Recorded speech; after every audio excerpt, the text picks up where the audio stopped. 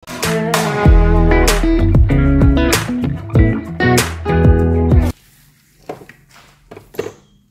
dami kong malunggay.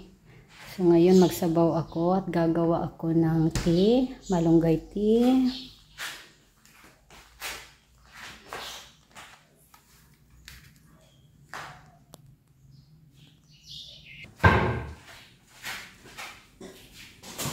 Ang dami nating malunggay. Magsabaw tayo ngayon ng isda at saka gagawa ako ng malunggay tea din. So, kailangan kumain din ng malunggay kasi marami tayong makukuha na benefits nito. Like, pang good night sleep, antibacterial, pang strengthen immune system, pang lower blood sugar. Ang dami natin makukuha ang benefits nito, guys. Anti-cancer.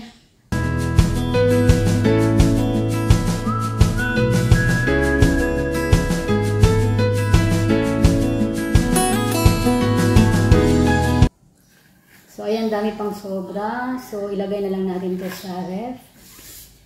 Ilagay na lang natin to sa fridge.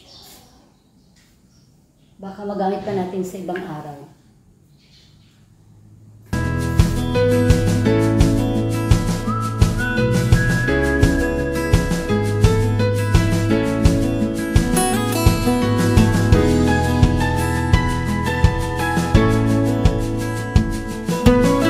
Pakulo muna tayo ng tubig para sa malunggay tea natin. So dahil kumulo na ang tubig, ilagay na natin yung malunggay natin. So ito yung magiging tea natin.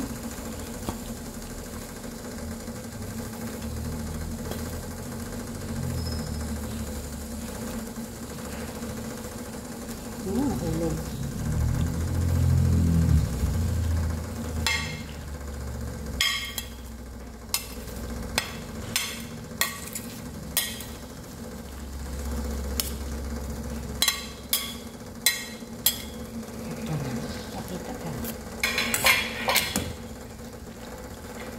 So, wait lang natin to ng mga 5 minutes lang.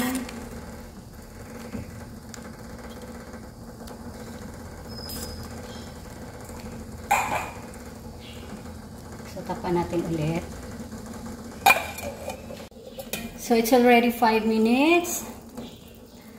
So, para sa akin, okay na to. Ang ganda ng kulay. Tingnan nyo guys. Green na green.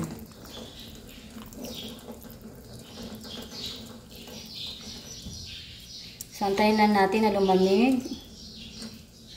So, off na natin ang flame. So, ito na yun.